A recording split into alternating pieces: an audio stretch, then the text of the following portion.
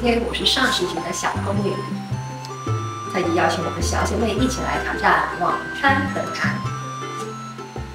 我是蒙扎古宴的西塔，复刻古菜有方法，取辋川冷盘其中一小景，画出布局图。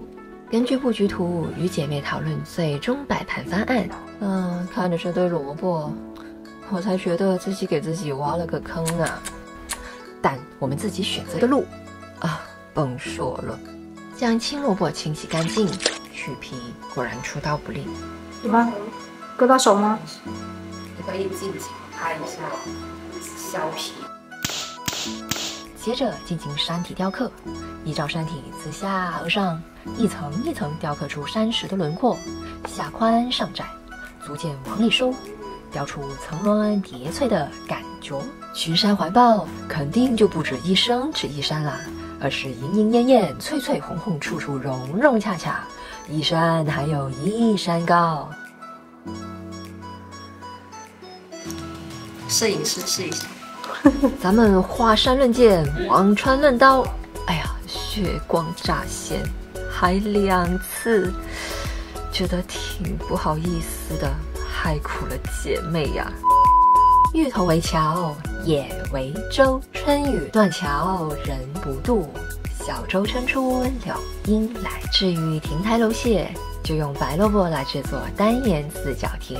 首先绘制凉亭的立面图及顶面图，取一段白萝卜裁成合适的长方体，按比例分区，大致削出亭子斜斜的顶部及宝顶，再修出庭檐轮廓。接着削出柱子外面的基座部分，先刻出4面各柱子的界限，切出每一面柱子间的镂空部分，最后挖空亭子中心部分的白萝卜，留出的就是4根柱子啦。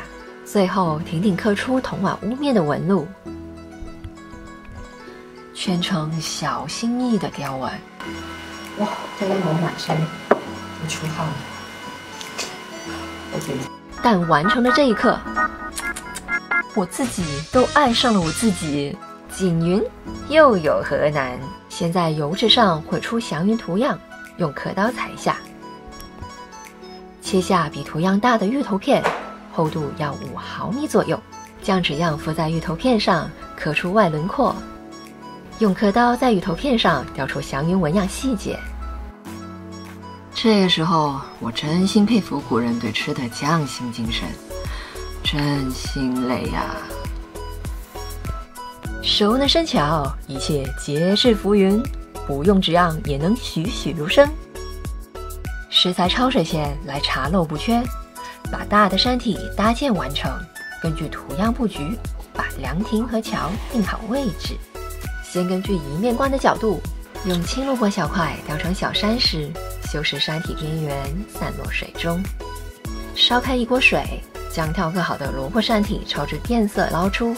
凉亭、芋头桥、小船、胡萝卜片也焯水捞出备用。放凉后，我们来最终摆盘。